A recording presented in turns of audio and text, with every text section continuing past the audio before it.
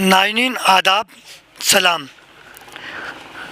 फानुस TV में आपका खैर मकदम है।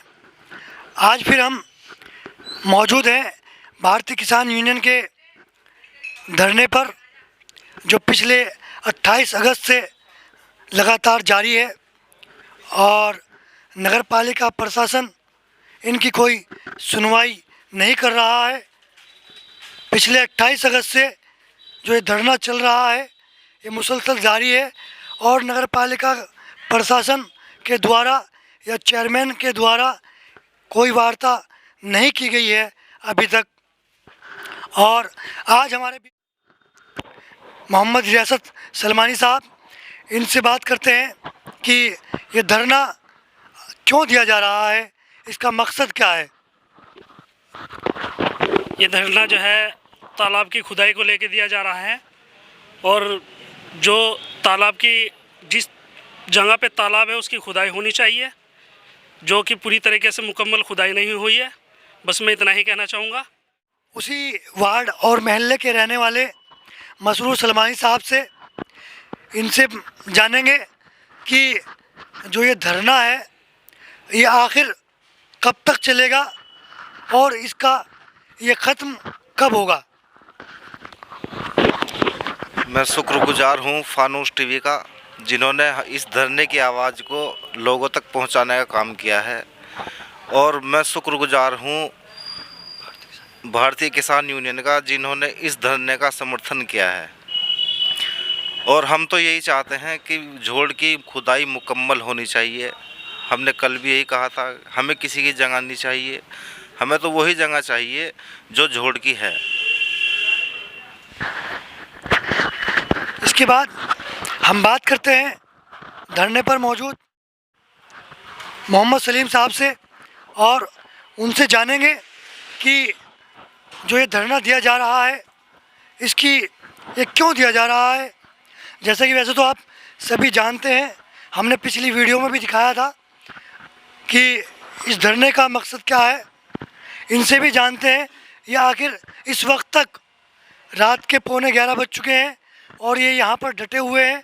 इनसे जानते हैं कि ये यहाँ पर किस लिए मौजूद हैं। ये धरना पानी की निकासी के लिए और जोड़ की खुदाई के लिए दिया जा रहा है। ये धरना जब तक रहेगा कायम जब तक जोड़ की निकासी या खुदाई नहीं पूरी हो पाएगी। अब हम जानते हैं मोहम्मद अमन साहब से कि क्या नगर पालिका के द्वारा इस जैसे ठंड शुरू हो गई है, सर्दी शुरू हो गई है, क्या नगर पालिका के द्वारा कोई सुविधा दी जा रही है। यहाँ पे कोई सुविधा नहीं है और यहाँ पे लकड़ी का भी इंतज़ाम नहीं है। बात करते हैं एक और साहब से कि उनसे जानते हैं कि जैसे कि 95 दिन हो चुके हैं धरने को, क्या नगर पालिका के द्वारा कोई सुविधा मुहैया कराई जा रही है। अस्सलाम। जैसे कि आपको हमारे बड़े भाई समीम अहमद मौलवी बता चुके हैं कि हमारे इस धरने को लगातार 95 दिन हो चुके हैं चलते हुए और अब तक हमारी मांग पर कोई कार्रवाई नहीं की गई है। और जहाँ तक इस नगर पालिका की बात है, इसने अब तक हम इतने दिनों से हमें कोई भी मुहैया नहीं करे। जैसे कि फ़िलहाल सर्दी का मौसम है, इनकी हमारे इस चेयरमैन की इतनी हिम्मत तक नहीं है कि धरने पे बैठे हमारी लकड़ी का या किसी भी चीज़ का इंतज़ाम करवा सके, जिसकी इस वक्त यहाँ पे काफ़ी। इसके बाद हम बात करते हैं डॉक्टर शकील साहब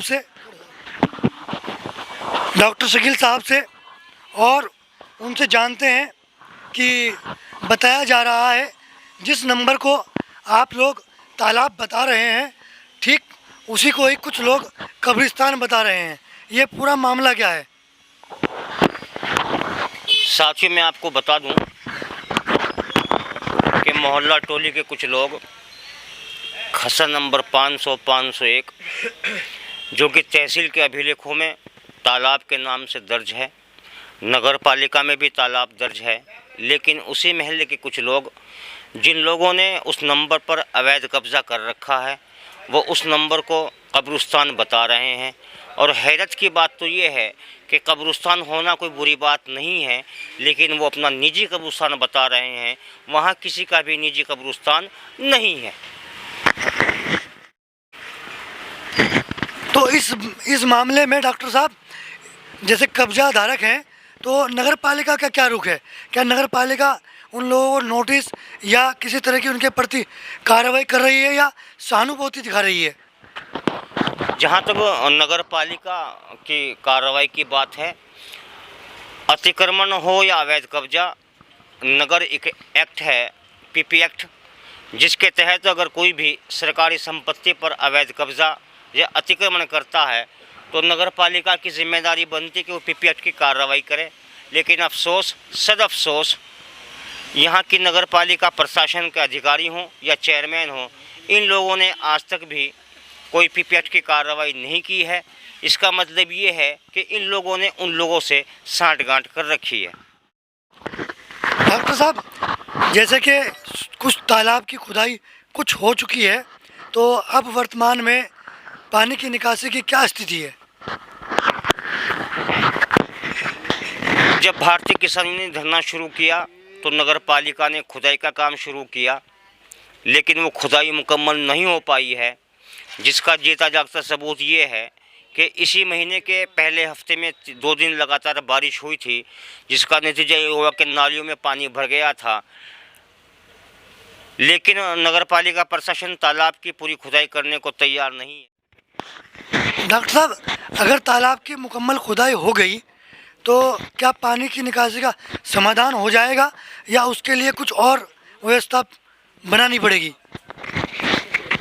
जहाँ तक जल निकासी का मामला है कि अगर 4.25 बीघे की तालाब की खुदाई हो जाती है तो किसी हद तक राहत मिल जाएगी, लेकिन मुकम्मल आराम उस महल्ले के लोगों को नहीं मिलेगा जब तक उस तालाब के पानी की ओवरफ्लो की निकासी का बंदोबस्त नगर पालिका नहीं कर पाती।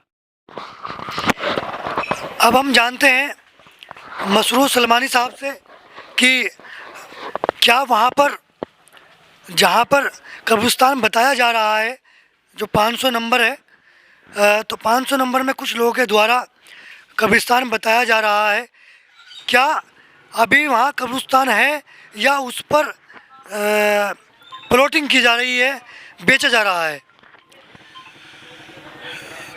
काफ़ी दिन पहले उसमें से 2209 फुट जगह बेची गई, 2209 फुट बेची गई थी। बाकी उसकी प्लॉटिंग हुई है, आप चाहे तो कोई भी आगे देख सकता है। और जी उसमें एक मकान खड़ा है, अगर कब्रिस्तान होगा तो उसमें गंदगी नहीं गिर सकती, उसमें गंदगी पड़ी है, चाहे तो कोई भी जाके देख सकता है अगर हम झूठ बोल रहे हो तो। अब हम बात करते हैं साहब से कि क्या कब्रिस्तान, अगर कोई कब्रिस्तान है तो क्या उसमें गंदगी डाली जा सकती है? और जहाँ पर कब्रिस्तान होने का दावा किया जा रहा है तो क्या वाकई में ही वहाँ पर कब्रिस्तान है या वो लोग कब्रिस्तान की आड़ में प्लॉटिंग कर रहे हैं? कब्रिस्तान के अंदर कभी भी कोई गंदगी नहीं घेरी जाती। और रही बात कब्रिस्तान की, तो हमारी होश से पहले वहाँ हमने कभी कब्रिस्तान देखा नहीं है। वो वहाँ दिखता है, बाकी और कुछ वहाँ देखने के लिए नहीं है।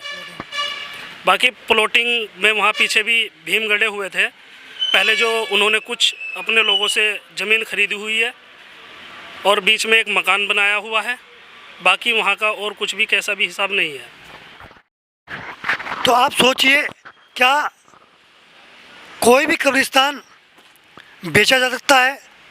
वो कब्रिस्तान जो नॉन जेडे की या सरकारी भूमि पर हो, क्या सरकारी कब्रिस्तान को बेचा जा सकता है? क्या उसमें प्लॉटिंग की जा सकती है? क्या उसमें मकान बनाया जा सकता है? ये एक जांच का विषय है और इस पर जांच होनी चाहिए।